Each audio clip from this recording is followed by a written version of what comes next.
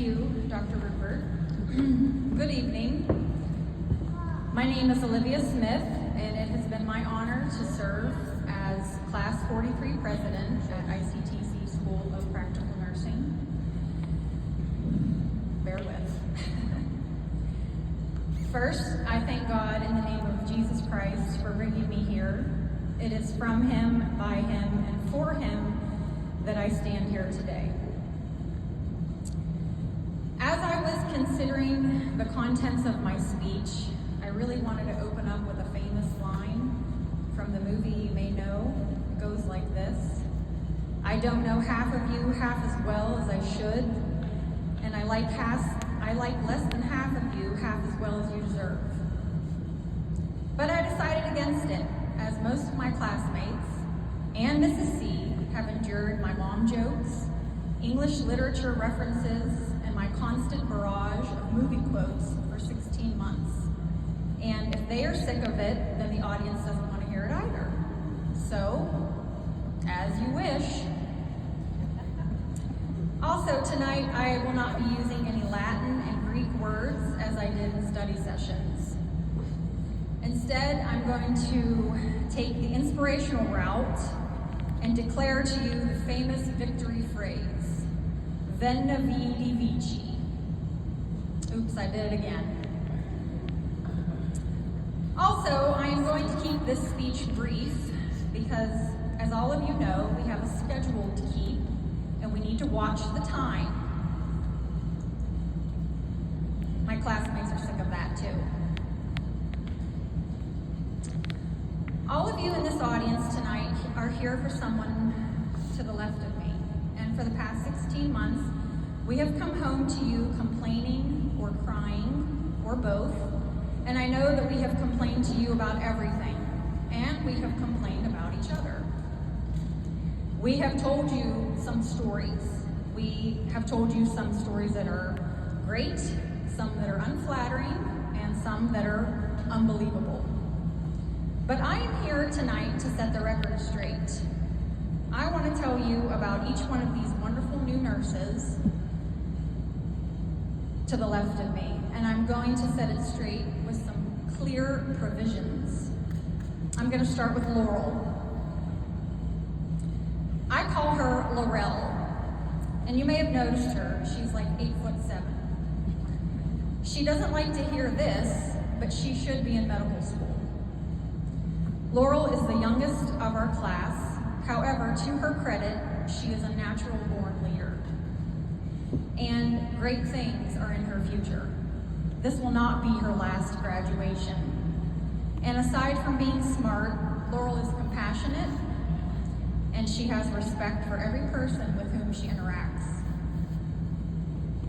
Christina is next, whom we did not learn until 3 months ago prefers to be called Tina. I will admit that Tina scared me when I first met her. I was convinced if I said the wrong thing to her, she'd beat me up in the parking lot, but it never happened. Christina, with her piercing blue eyes, has one of the kindest hearts I've ever seen.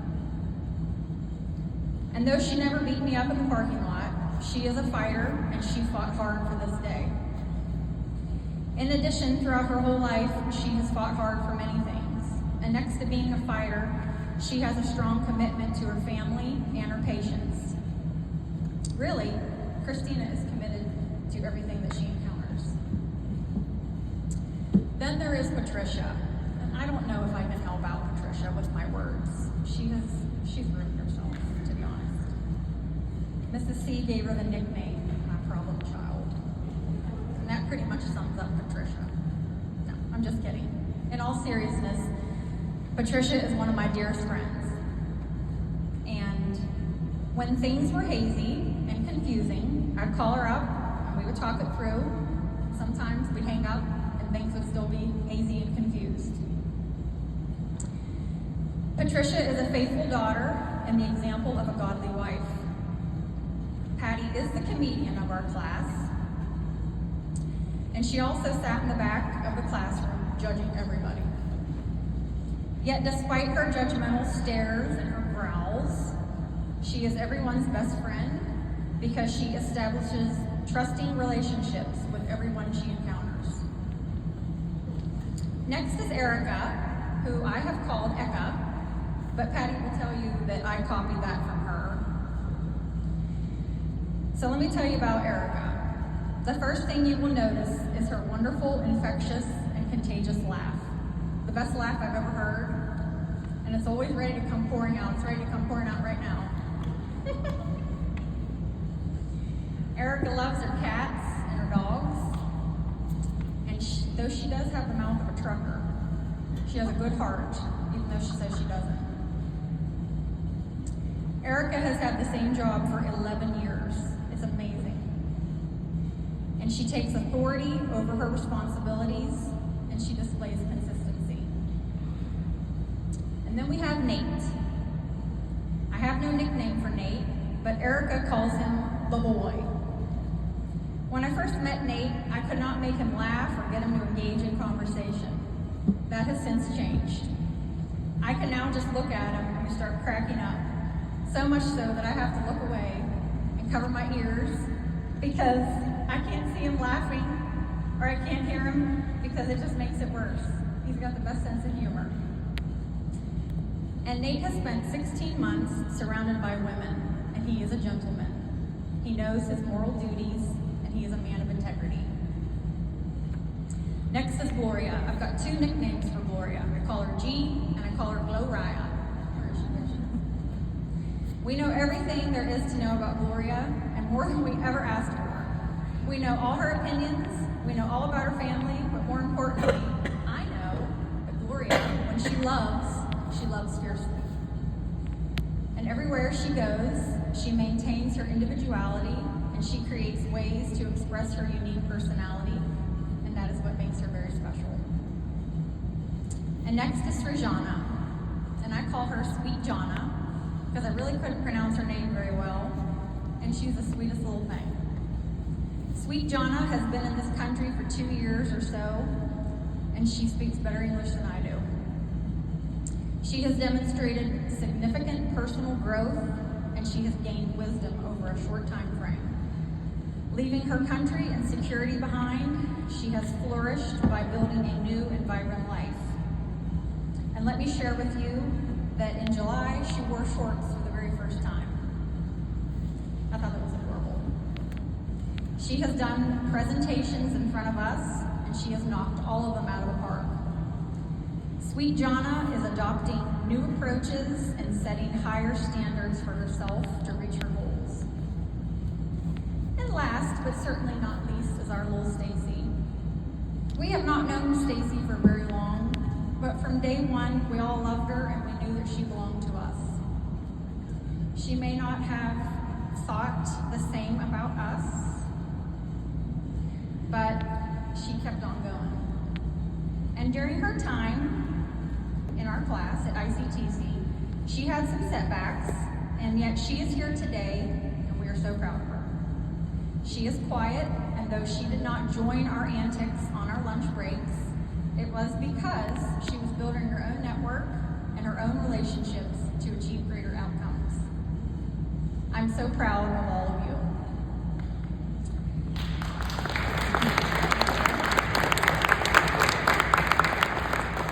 And we would like to express our sincere thanks to Mrs. C, to Dr. Rupert, to Miss Nancy, and to Miss Jane, who's not here tonight. You four ladies invested your time and your energy into us, and we are thankful. And we know that this class has exhibited many personalities, with some of us having our own personalities, multiple personalities. And we know we're difficult, but you kept planting seeds of knowledge in us, and we're all blossoming because of you. So thank you as a class. And thank you again to our families and our friends for your unwavering support. King Solomon reported that a cord of 3 strands is not quickly broken. Today we stand as that cord, woven together by love, faith, and community. The fondest memories of our class are as follows. Erica's laugh.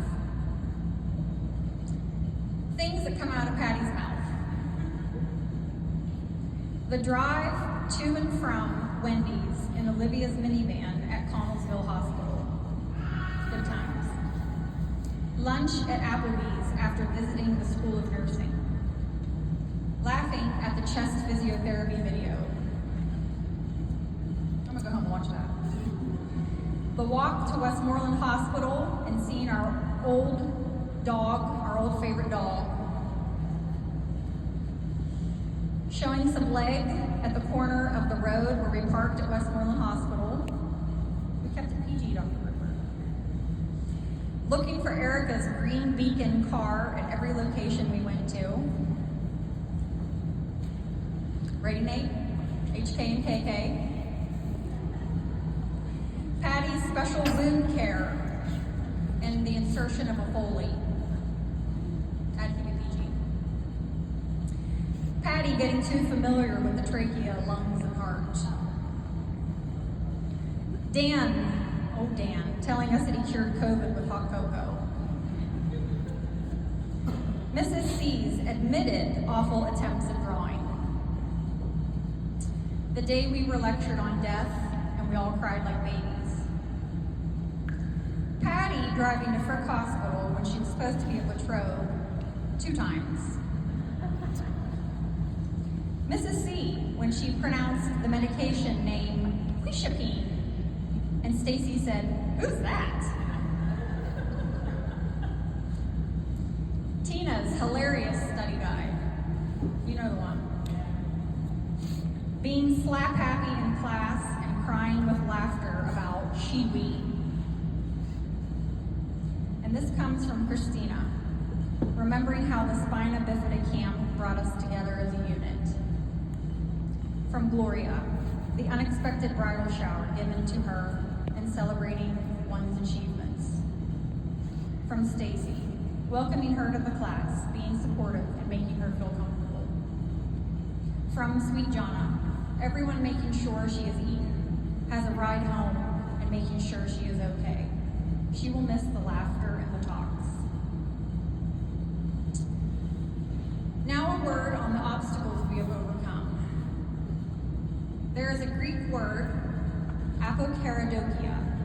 It means intense, eager expectation or longing, as if we're stretching one's head forward to see what is coming.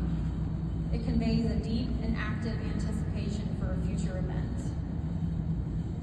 We have reached apokaradokia tonight.